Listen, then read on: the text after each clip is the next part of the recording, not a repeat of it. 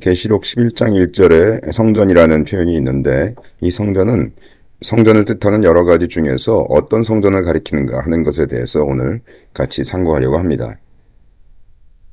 자, 이제 저희가 성전에 대해서 정리를 한번 했습니다. 첫 번째 돌로 만든 땅의 성전이 있고요. 두 번째 교회가 있고, 세 번째 그리스도인의 몸이 있고, 또 네 번째 하늘의 성전이 있고요. 다섯 번째 새 예루살렘에서는 하나님께서 성전이 되신다 이렇게 말씀드렸고요. 또 여섯 번째 새 예루살렘에서는 어린 양 그리스도께서 성전이시다 이렇게 말씀드렸고요. 또 예수 그리스도의 몸이 성전이시다 이렇게 얘기를 했는데요. 계시록 11장 1절에 보시면 또 내게 지팡이 같은 갈대를 주며 말하기를 일어나서 하나님의 성전과 제단과 그 안에서 경배하는 자들을 청량하되 이렇게 되어 있는데, 그럼 우리의 질문은 뭐냐면 계시록 11장의 성전은 이 7가지 성전 중에서 어떤 성전을 가리키는가 하는 것이 우리의 질문입니다. 우선 이 7가지 성전 중에서 새 예루살렘에 있는 그 하나님 어린 양 그리스도께서 성전이 되신다 하는 이 부분을 생각해 보시면은요. 새 예루살렘이라고 하는 것은 천년 왕국 이후에 오는 것이기 때문에 계시록 11장 1절의 성전은 새 예루살렘에서의 하나님이나 어린 양 예수 그리스도를 말하는 것은 아닌 것이겠죠. 왜냐하면은 계시록 11장 1절은 아직 새 하늘과 새 땅이 오기 이전의 상황이니까요. 그래서 새 예루살렘에 있는 하나님과 어린 양 그리스도께서 성전이 되신다 하는 이 구절은 우리가 가능성이 없겠습니다. 또 요한복음 4장을 보시면 예수께서 가라사대 여자여 내 말을 믿으라. 이 산에서도 말고 예루살렘에서도 말고 너희가 아버지께 예배할 때가 이르리라. 아버지께 참으로 예배하는 자들은 신령과 진정으로 예배할 때가 오나니 곧 이때라. 아버지께서는 이렇게 자기에게 예배하는 자들을 찾으시느니라. 주님께서 오신 이후로는 참된 예배는 어떤 장소에 관계없이 성령과 진리로 예배하는 것입니다. 계시록 11장 1절의 성전은 그 안에서 예배하는 자들이 있다고 하였는데 진정으로 예배하는 자들은 어떤 특정 건물에서 예배하지는 않을 것입니다. 그렇기 때문에 계시록 11장에 여기 성전은 돌로 만든 땅의 성전 건물은 아닐 것이죠. 만약 계시록 11장 1절의 성전이 돌로 만든 성전이라면 돌로 만든 성전 안에서 하나님께 진정으로 예배하는 자들이 있다는 것이 되는데, 그렇게 되면 돌로 만든 성전에서 경배해야 한다는 사상은 그리스도 이전의 구약 사상이며 그것은 바로 유대교가 되는 것이고요. 그리고 하나님께서는 율법 아래에 있는 유대교 경배자들을 받지 않으신다는 것은 우리가 분명히 해야 합니다. 오늘날 유대교가 기독교의 뿌리라고 하면서 율법이나 유대교가 유익하다고 하는 그런 사상이 있는데 그것은 사단의 거짓말입니다. 데살로니가전서 2장 유대인은 주 예수와 선지자들을 죽이고 우리를 쫓아내고 하나님을 기쁘시게 아니하고 모든 사람에게 대적이 되어 우리가 이방인에게 말하여 구원 얻게 함을 저희가 금하여 자기 죄를 항상 채움에 노하심이 끝까지 저희에게 임하였느니라. 어떤 이들은 그리스도인들이 유월절을 지키는 것이 유익하다고 하면서 유월절 과정에서 나타나는 주님의 예표에 관한 것들을 행하면서 주님을 경배하자 그렇게 주장하지만 그것은 사단의 거짓말이며 다른 복음인 것입니다. 주님께서 오신 것은 유대교를 통해서 구원을 이룰 수 없기 때문이며 성경은 분명히 누구든지 율법 아래 있으면 저주 아래 있다고 선언하였습니다. 갈라디아서 3장 무릇 율법 행위에 속한 자들은 저주 아래 있나니 기록된 바 누구든지 율법책에 기록된 대로 온갖 일을 항상 행하지 아니하는 자는 저주 아래 있는 자라 하였습니다. 요한복음 2장 21절 그러나 예수는 성전된 자기 육체를 가리켜 말씀하신 것이라. 계시록 11장 1절의 성전은 예수님의 몸 자체를 말하지는 않을 것입니다. 또한 그것은 어떤 그리스도인 개인의 몸도 아닐 것입니다. 그래서 우리가 이제 성전이 7가지가 있다고 얘기를 했는데요. 그 중에서 우리가 아닌 것들을 쭉 가려봤습니다. 그렇게 돼서 남은 것은 뭐냐면 따라서 계시록 11장 1절의 성전은 하늘의 성전 아니면 교회를 가리킬 거다 하는 것을 우리가 알 수가 있고요. 그럼 이제 앞으로 우리가 하늘의 성전이냐 아니면 교회냐 하는 것을 우리가 따져볼 필요가 있다는 것이죠. 계시록 11장 이에 하늘에 있는 하나님의 성전이 열리니 성전 안에 하나님의 언약궤가 보이며 또 번개와 음성들과 뇌성과 지진과 큰 우박이 있더라. 하늘에 있는 성전이 열린 것은 이제 성전으로 휴거될 사람이 있기 때문에 열린 것이라고 저희는 보고 있습니다. 계시록 12장 5절에 여자가 아들을 낳으니 이는 장차 철장으로 만국을 다스릴 남자라. 그 아이를 하나님 앞과 그 보좌 앞으로 올려가더라. 이 올려간다는 말이 harpazo, 휴거된다는 말, 이런 말씀이시죠. 그래서 계시록 12장의 이 부분이 바로 첫 번째 휴거라고 저희가 보고 있는데요. 첫 번째 휴거되는 이기는 자 남자아이 14만 4천 명은 공중으로 휴거되는 것이 아니고 하나님 앞과 그 보좌 앞으로 올라가게 된다. 이렇게 써 있지 않습니까? 그럼 우리가 질문하기를 하나님의 보좌는 어디에 있는 것인가? 라는 것을 우리가 살펴볼 필요가 있는 것이죠. 자, 하나님의 보좌는 어디에 있습니까? 계시록 15장 하나님의 영광과 능력을 인하여 성전에 연기가 차게 되매 일곱 천사의 일곱 재앙이 마치기까지는 성전에 능히 들어갈 자가 없더라. 여기 보면 성전에 하나님의 영광과 능력이 있다 하고 되어 있고요. 계시록 16장 일곱째가 그 대접을 공기 가운데 쏟음에 큰 음성이 성전에서 보좌로부터 나서 가로되 되었다 하니. 그래서 여기서 보면 하나님의 보좌는 하늘의 성전에 있는 것을 알 수가 있습니다. 성전에서 보좌로부터 소리가 나왔다고 되어 있지 않습니까? 따라서 남자아이는 하나님의 보좌 앞 곧 하늘의 성전으로 갔다 하는 것을 알 수가 있습니다. 왜냐하면 남자아이가 아까 말씀드리기를 하나님 앞과 그 보좌 앞으로 올려갔다 이렇게 되어 있는데요. 그 하나님의 보좌 앞이라고 하는 것은 곧 하늘의 성전이다 하는 것을 우리가 알 수가 있습니다.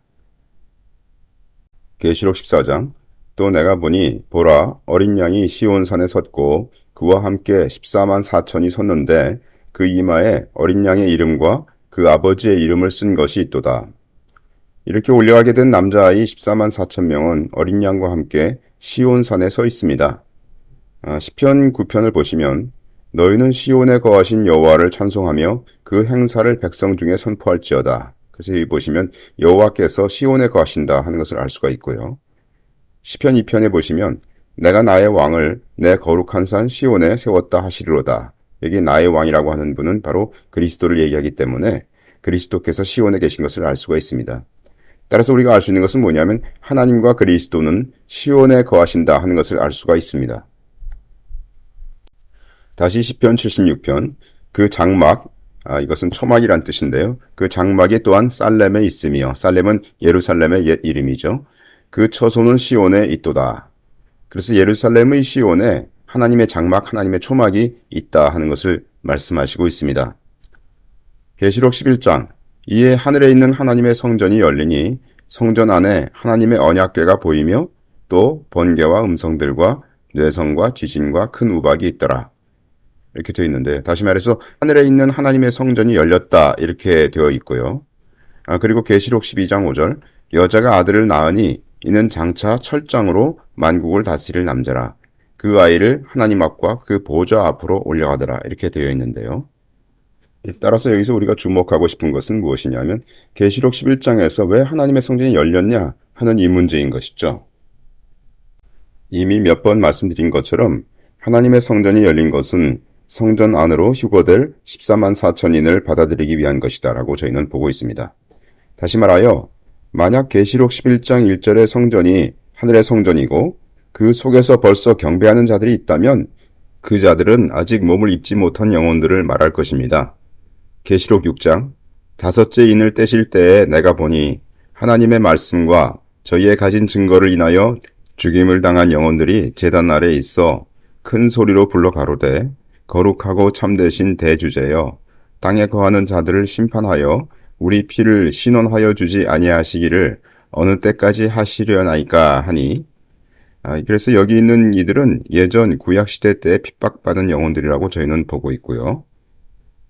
계시록 7장 이 일 후에 내가 보니 각 나라와 족속과 백성과 방언에서 아무라도 능히 셀 수 없는 큰 무리가 흰옷을 입고 손에 종려 가지를 들고 보좌 앞과 어린 양 앞에 서서 14절 말씀 내가 가로되 내 주여 당신이 알리이다 하니 그가 나더러 이르되 이는 큰 환란에서 나오는 자들인데 어린 양의 피에 그 옷을 씻어 희귀하였느니라. 여기서 이제 큰 환란에서 나온다 했는데요. 이 나온다는 이 단어가 현재 분사형으로 되어 있습니다. 15절. 그러므로 그들이 하나님의 보좌 앞에 있고 또 그의 성전에서 밤낮 하나님을 섬김에 보좌에 앉으신 이가 그들 위에 장막을 치시리니. 여기서의 큰 무리는 휴거된 자들이 아닙니다. 왜냐하면 이건 저번에도 우리가 계시록 사경에서 말씀드렸었지만 나온다 하는 이 말이 현재 분사형이기 때문에 그것은 한 명씩 한 명씩 나오는 것을 말합니다. 휴거라는 사건은 많은 사람들이 한꺼번에 변화되어서 끌어올려지는 사건인데 반해서 여기에 나와 있는 그 나오는이라는 이 단어는 한 명씩 한 명씩 나오는 것을 말하기 때문에 따라서 여기에 무리는 휴거된 무리가 아니다라고 우리가 지난번에 설명을 드렸습니다. 그런데 휴거는 계시록 12장에 처음 일어납니다.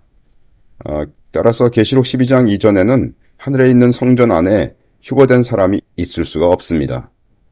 계시록 6장과 7장에 성전에 있는 사람들은 휴거된 자들이 아니고요. 이 땅 위에서 죽은 이들로서 그들은 아직 부활의 몸을 입지 못한 영혼들이라고 설명을 드린 거고요.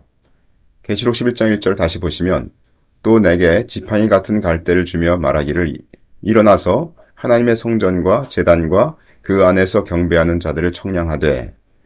따라서 계시록 11장에 성전에 있는 이들은 아직 이 땅 위에 거하고 있는 자들로서 휴거된 자들이 아니므로 이들이 있는 곳은 하늘에 있는 성전이 아닐 것이다 라고 우리가 추정할 수가 있겠습니다. 자, 저희가 보아온 것처럼 14장 후반에서 두 번째 휴거가 일어납니다. 계시록 14장. 또 내가 보니 흰 구름이 있고 구름 위에 사람의 아들과 같은 이가 앉았는데 그 머리에는 금 면류관이 있고 그 손에는 이한 낫을 가졌더라. 또 다른 천사가 성전으로부터 나와 구름 위에 앉은 이를 향하여 큰 음성으로 외쳐 가로되 네 낫을 휘둘러 거두라. 거둘 때가 이르러 땅의 곡식이 다 익었음이로다 하니 구름 위에 앉으신 이가 낫을 땅에 휘두름에 곡식이 거두어지니라. 두 번째 휴거되는 이들은 하늘에 있는 성전에 직접 들어가는 것이 아니라 먼저 공중으로 끌어올려져서 주님을 만나게 될 것입니다. 왜냐하면 여기 보면 계시록 14장 14절의 맨 위에 구름 위에 사람의 아들과 같은 이가 앉았는데 바로 주님께서 앉아 계신 것을 알 수가 있는데요. 바로 주님께서 성전에서부터 오셔가지고 구름 위에 오신 것을 우리가 알 수가 있고요. 공중에서 이제 우리가 주님을 만나게 된다 하는 것을 알 수가 있습니다. 데살로니가전서 4장. 주께서 호령과 천사장의 소리와 하나님의 나팔로 친히 하늘로 쫓아 강림하시리니 그리스도 안에서 죽은 자들이 먼저 일어나고 그 후에 우리 살아남은 자도 저희와 함께 구름 속으로 끌어올려 공중에서 주를 영접하게 하시리니 그리하여 우리가 항상 주와 함께 있으리라. 두 번째 휴거 때에는 죽은 자들도 같이 일어나게 될 것입니다. 이때 죽은 자들은 아마도 구약의 성도들도 포함될 것이라고 저희는 보고 있고요. 이렇게 끌어올려진 성도들은 주님과 항상 함께 있게 되는데 주님은 이들을 이끌고 하나님의 성전으로 가게 됩니다. 계시록 15장. 또 내가 보니 불이 섞인 유리바다 같은 것이 있고 짐승과 그의 우상과 그의 이름의 수를 이기고 벗어난 자들이 유리바다 가에 서서 하나님의 검은 고를 가지고 이런 장면이 있는데요. 이 장면은 바로 이제 휴거된 자들이 위로 올라가서 어디에 있는가 그리고 거기에서 하고 있는 것이 무엇인가를 나타내고 있는 그런 장면이죠. 그런데 계시록 4장에 보시면 보좌 앞에 수정과 같은 유리바다가 있고 보좌 가운데와 보좌 주위에 네 생물이 있는데 앞뒤에 눈이 가득하더라 이렇게 되어 있는데요. 아까 계시록 15장과 여기 계시록 4장에서 둘 다 유리바다가 이렇게 공통적으로 있는 것을 알 수가 있습니다. 그리고 계시록 4장에서 보면 유리바다가 어디 있냐면 보좌가 있는 곳에 있는 것을 알 수가 있습니다. 그런데 우리가 보좌는 하나님의 성전에 있다고 하였기 때문에 유리바다는 하나님의 성전 그 부분에 있는 것을 알 수가 있습니다. 그들은 하늘의 홍해라 할 수 있는 유리바다를 건너서 하나님의 존전에 서 있다라고 이제 주석에 돼 있고요.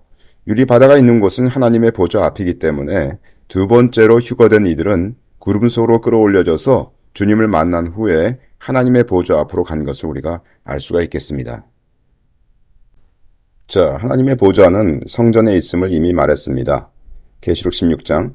일곱째가 그 대접을 공기 가운데 쏟음에 큰 음성이 성전에서 보좌로부터 나서 가로되 되었다 하니 따라서 두 번째 휴거된 자들은 구름 속으로 끌어올려진 후 하나님의 보좌 앞, 곧 성전 안으로 들어간 것을 알 수가 있습니다. 많은 이들이 이때의 휴거된 자들은 7년 언약의 후반 3.5년 동안 주님과 함께 구름 위에 있을 것으로 말하고 있지만 계시록은 주님께서 그들을 이끌고 성전으로 가셨음을 말하고 있습니다. 그래서 이 부분은 좀 더 자세히 보니까 성경에서는 주님께서 이들을 이끌고 성전 안으로 이렇게 들어가신 것을 알 수가 있고 그 안에서 아마도 그리스도의 심판대가 열려지지 않나 이렇게 저희가 다시 성경을 보게 되었습니다. 데살로니가 전서 4장 그 후에 우리 살아남은 자도 저희와 함께 구름 속으로 끌어올려 공중에서 주를 영접하게 하시리니 그리하여 우리가 항상 주와 함께 있으리라. 휴거 후에는 우리가 항상 주와 함께 있을 것이라 하였기 때문에 휴거된 성도가 있는 곳에 주님께서 계실 것입니다. 계시록 15장을 다시 보시면 또 내가 보니 불이 섞인 유리바다 같은 것이 있고 짐승과 그의 우상과 그의 이름의 수를 이기고 벗어난 자들이 유리바다 가에 서서 하나님의 검은고를 가지고 이렇게 되어 있는데요. 성도들이 바로 하나님의 보좌가 있는 곳, 곧 성전에 있기 때문에 성도들이 항상 함께 있게 될 주님도 거기 계실 것이다. 곧 하나님의 보좌가 있는 곳에 계실 것이다. 곧 성전이 있는 곳에 계실 것이다. 하는 것을 알 수가 있는 것이죠. 다시 계시록 15장 보겠습니다. 또 내가 보니 불이 섞인 유리바다 같은 것이 있고 짐승과 그의 우상과 그의 이름의 수를 이기고 벗어난 자들이 유리바다가에 서서 하나님의 검은고를 가지고 이렇게 되어 있는데요. 이들은 마지막 3.5년 기간 동안의 핍박을 일부 받으면서 견딘 자들인 것을 알 수 있습니다. 왜냐하면 짐승과 그의 우상과 그의 이름의 수를 이겼다고 되어 있기 때문에요. 또한 구약의 성도들도 포함될 수가 있는데 예를 들어 출애굽 당시의 성도들은 바로로 예표되는 사단의 핍박을 이기고 벗어난 자들이라고 우리가 얘기할 수 있지 않습니까? 구약시대에 있었던 믿음의 선조들이 함께 휴거될 것이다라고 저희는 보고 있고요. 모든 시대에 걸쳐서 주님을 믿은 자들이 노래하는 것이다. 이렇게 우리가 볼 수가 있겠습니다. 히브리서 11장 내가 무슨 말을 더하리요? 기드온, 바락, 삼손, 입다와 다윗과 사무엘과 및 선지자들의 일을 말하려면 내게 시간이 부족하리로다. 저희가 믿음으로 나라들을 이기기도 하며 의를 행하기도 하며 약속을 받기도 하며 사자들의 입을 막기도 하며 돌로 치는 것과 톱으로 켜는 것과 시험과 칼에 죽는 것을 당하고 양과 염소의 가죽을 입고 유리하여 궁핍과 환난과 학대를 받았으니 이런 사람은 세상이 감당치 못하도다. 저희가 광야와 산중과 암혈과 토굴에 유리하였느니라. 히브리서 11장은 구약시대의 선진들이 믿음으로 살았음을 증거하고 있습니다. 계시록 15장 하나님의 종 모세의 노래 어린 양의 노래를 불러 가로되 주 하나님 곧 전능하신 이시여 하시는 일이 크고 기이하시도다. 만국의 왕이시여 주의 길이 의롭고 참되시도다. 여기서 그들이 부르는 노래는 모세의 노래와 어린 양의 노래이기 때문에 그들이 구약과 신약의 성도들임을 알 수가 있습니다. 혹자는 두 가지의 노래가 모세의 출애굽의 구원으로부터 시작해서 어린 양의 온전한 구원에 이르는 것이거나 또는 모세의 출애굽의 구원이 어린 양의 구원을 예표하는 모형이라고 해석하여서 하나님의 구속에 대한 하나의 찬양이라고 주장한다고 이제 주석에 되어 있는데요. 여하튼 어찌됐든지 간에 여기 있는 분들이 구약과 신약의 이 전 시대를 걸쳐서 구원받은 자들이라고 생각이 됩니다. 계시록 15장 하나님의 영광과 능력을 인하여 성전의 연기가 차게 되매 일곱 천사의 일곱 재앙이 마치기까지는 성전에 능히 들어갈 자가 없더라. 두 번의 휴거가 있은 후에는 일곱 대접의 재앙이 마치기까지 성전에 들어갈 사람이 없다는 것은 휴거가 더 이상 없음을 시사하고 있습니다. 성전에 능히 들어갈 자가 없다고 했기 때문에 이전에 성전에 들어간 자가 있다는 것을 의미하고 그 전에 성전에 들어간 자들은 곧 구약과 신약의 영혼들과 또 휴거됨으로써 들어간 자들이다 하는 것을 우리가 이미 말했습니다. 계시록 4장 또 보좌에 둘러 24 보좌들이 있고 그 보좌들 위에 24 장로들이 흰옷을 입고 머리에 금 면류관을 쓰고 앉았더라. 보좌로부터 번개의 음성 내성이 나고 보좌 앞에 일곱 등불을 켠 것이 있으니 이는 하나님의 일곱 영이라. 보좌 앞에 수정과 같은 유리바다가 있고 보좌 가운데와 보좌 주위에 네 생물이 있는데 앞뒤에 눈이 가득하더라. 여기도 아마 하늘의 성전에서의 광경일 것인데 여기에 나오는 24장로들과 네 생물은 사람이 아니고 영적 존재일 것이다 라고 우리가 지난번에 옛날에 추정을 했었습니다. 그러면 그들이 사람이 아닌 영적 존재임을 어떻게 알 수 있습니까? 조금 전에 말씀드린 것처럼 계시록 12장 이전에는 성전 안에 사람이 없을 것이라고 했는데 그렇기 때문에 계시록 4장에 나와 있는 이 분들은 사람들이 아니고 영적 존재일 것이다라고 우리가 결론 지을 수밖에 없다는 것이죠. 그러면 어떻게 이들이 사람이 아닌 영적 존재임을 알 수가 있는가 하는 질문이 생긴다는 거죠. 계시록 7장 모든 천사가 보좌와 장로들과 네 생물의 주위에 섰다가 보좌 앞에 엎드려 얼굴을 대고 하나님께 경배하여 가로되 아멘 찬송과 영광과 지혜와 감사와 존귀와 능력과 힘이 우리 하나님께 세세토록 있을지로다 아멘 하더라. 장로 중에 하나가 응답하여 내게 이르되 이 흰옷 입은 자들이 누구며 또 어디서 왔느냐 내가 가로되 내 주여 당신이 알리이다 하니 그가 나더러 이르되 이는 큰 환란에서 나오는 자들인데 어린 양의 피에 그 옷을 씻어 희게 하였느니라. 여기서 보면 특별히 요한은 24장로 중에 한 명과 대화를 하고 있는 것을 알 수가 있습니다. 만약에 24장로가 사람이라면 그는 이미 이 세상에서 죽은 자로서 하나님의 보좌 앞에 간 것입니다. 그런데 신명기 18장에 보시면 진언자나 신접자나 박수나 초혼자를 너희 중에 용납하지 말라 이렇게 되어 있는데요. 특별히 여기서 초혼자라고 하는 것은 죽은 자들을 불러내어서 미래의 일을 물어보는 자를 말하는 것으로서 신접자와 유사하다 이렇게 되어 있습니다. 만약에 24장로가 이미 이 땅 위에서 살다가 죽은 자라면 요한은 초혼을 한 것이 되는 것입니다.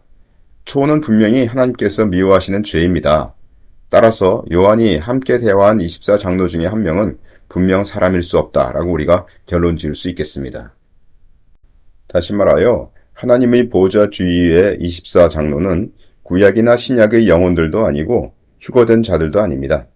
따라서 계시록 11장 1절의 성전에서 경배하는 자들은 영적 존재도 아니고 구약이나 신약의 이미 죽은 영혼들도 아니고 휴거된 자들도 아니기 때문에 계시록 11장에서의 성전은 하늘의 성전이 아니다라고 우리가 얘기할 수 있는 것이고요. 계시록 11장 1절의 성전은 하늘의 성전이 아니면 교회라고 하였는데 하늘의 성전이 아니기 때문에 계시록 11장 1절의 성전이라고 하는 것은 교회라고 우리가 결론 지을 수가 있겠습니다. 따라서 계시록 11장 1절에서 교회를 청량하시고 교회의 각자 개인들을 청량하신다 이렇게 말씀하신 것으로 해석이 되는 것이죠.